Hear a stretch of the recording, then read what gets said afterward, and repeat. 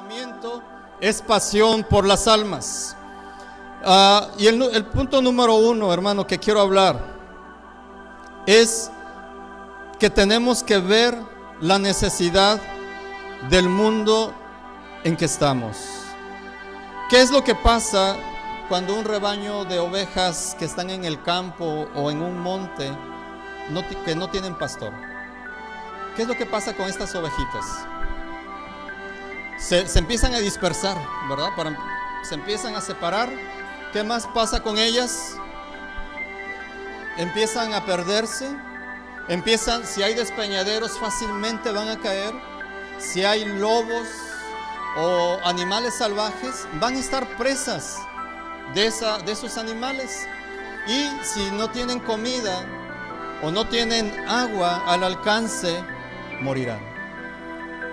Estas ovejas en poco tiempo morirán. Y cuando nuestro Señor Jesucristo dice que iba predicando por las aldeas, por las ciudades, no andaba en un BMW, no andaba en un auto que tuviera aire acondicionado, andaba caminando. El Rey de Reyes y Señor de Señores estaba caminando, predicando el reino de Dios. Y dice que cuando vio la multitud que le seguía, dijo que ellos lo veían como ovejas que no tenían pastor. Debemos entender, hermanos, que hay necesidad en la gente. Sucede lo mismo con la gente que no tiene en su corazón. Son como esas ovejitas que no tienen quien les guíe, no tienen quien les proteja, no tienen quien les dé una orientación de lo que es mejor para ellos, quien les acerque el alimento o el agua.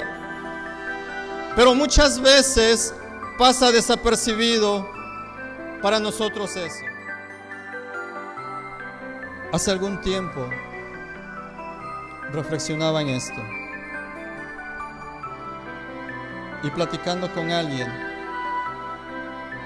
me decía: ¿sabes qué? Yo no tuve a mi padre, nací sin papá, o más bien no me acuerdo haberlo visto. Y ese niño fue creciendo solamente con su mamá y con sus hermanos. Él era el mayor. Y este niño, cuando iba a la escuela y veía que sus papás iban por sus demás amigos, soñaba que su padre algún día regresara a casa. No lo conocía, pero soñaba. Muchas noches, por muchos años, este niño soñó que su padre regresaba y que lo llevaba a la escuela y que salían a pasear, que era una familia normal. Pero cuando despertaba se daba cuenta que era un sueño solamente, y otra vez se iba a la escuela. Su madre tenía que trabajar, se quedaba solo a cargo de sus hermanos más pequeños, y surgió así. Empezó a crecer con amargura en su corazón contra su papá, contra la demás gente. Por si fuera poco, cuando él era casi adolescente, su madre cayó en la adicción del alcohol. Y él, por ser el mayor, veía cómo su madre se alcoholizaba. Y tenía que esperarse hasta que su madre se durmiera, porque tenía miedo que algo le pasara a su mamá. No entendía qué era lo que estaba pasando. La única persona que podía darle protección, la única persona que podía darle seguridad, la estaba viendo vulnerable ante el alcohol, desesperada. Él escuchaba cómo su mamá sufría, cómo su mamá estaba desesperada muchas veces. Nunca les faltó que comer, nunca les faltó que vestir, pero tenían mucha necesidad de amor, tenían mucha necesidad de comprensión y de abrazo. Pero este muchacho vio cómo su madre se iba derribando día con día y no había esperanza para él. No había otra alternativa que hacer. Sus familiares eran alcohólicos también. Afuera de la casa donde vivía había muchachos adictos que se la pasaban ahí. No había esperanza, no había sueños. El enemigo se había filtrado a su vida, a su familia, y estaba destruyéndola. Pero un día este jovencito de repente vio que el semblante de su madre cambió. De repente empezó a ver una sonrisa en ella.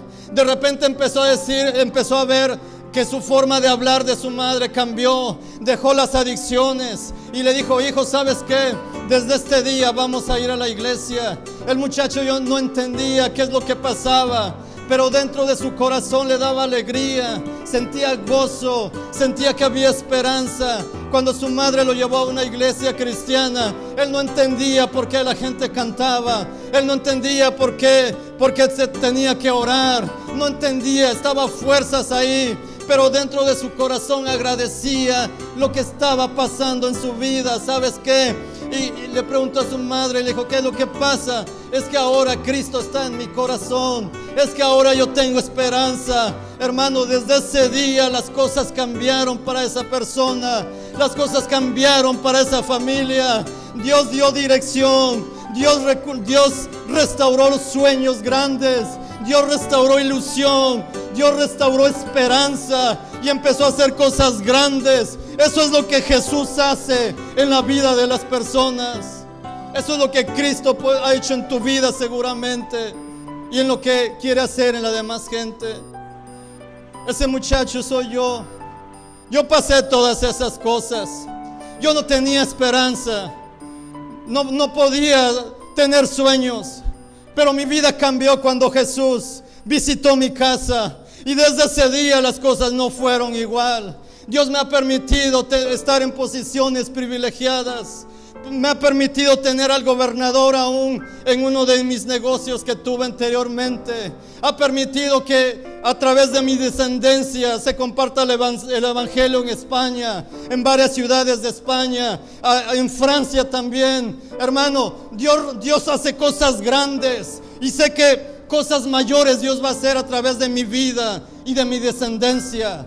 Yo he creído lo que dice la palabra, que mi descendencia heredará las naciones. Yo lo creo, hermanos. Eso es lo que el poder de Cristo hace.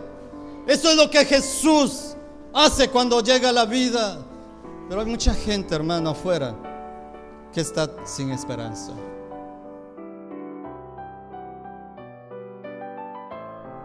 Sin amor por las almas, hermanos, no hay avivamiento.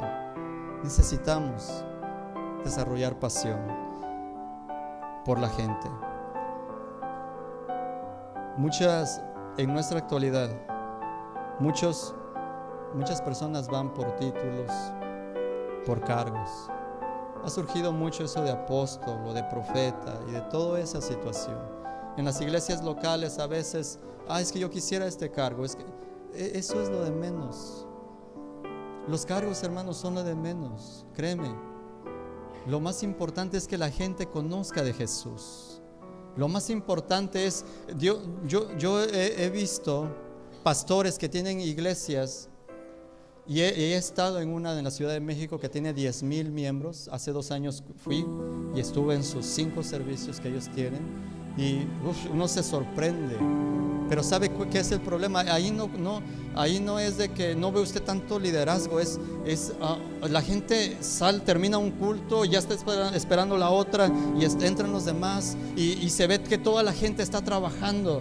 Cuando yo fui a su reunión de planeación, ellos trabajan con grupos familiares. Cuando fui a su reunión de planeación, hermano, eran muchos líderes que estaban ahí, líderes, asistentes, anfitriones, maestros de niños. Me sorprendió.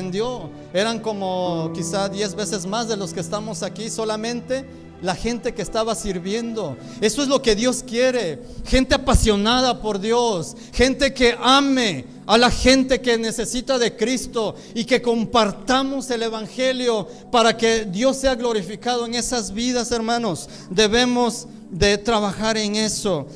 Los títulos, eso es lo que menos te debe importar. Créeme, Dios te va a usar grandemente. Hemos orado para que Dios de esta iglesia, y creemos que de esta iglesia van a salir personas a otros países, van a salir personas incluso a nuestra ciudad, a nuestra nación también, hermano. Y a veces uno Cuando ve decir, pero si somos tan poquitos, yo no sé. Pero Dios ha dado esa visión y Dios lo va a hacer, porque Dios es poderoso. Pero necesitamos desarrollar pasión, amor por la gente. Necesitamos, hermanos, predicar de Jesús. Lo que impacta a una ciudad o una nación es una iglesia que tiene amor por las almas. Nosotros podemos cambiar el panorama de nuestra ciudad si empezamos a orar por ellos, si empezamos a protegerlos espiritualmente, si empezamos a compartir la palabra, si empezamos a hablar de Jesús, hermano, las cosas van a cambiar. La situación en nuestra nación va a cambiar, pero necesitamos estar apasionados por Dios. Ponte de pie, por favor.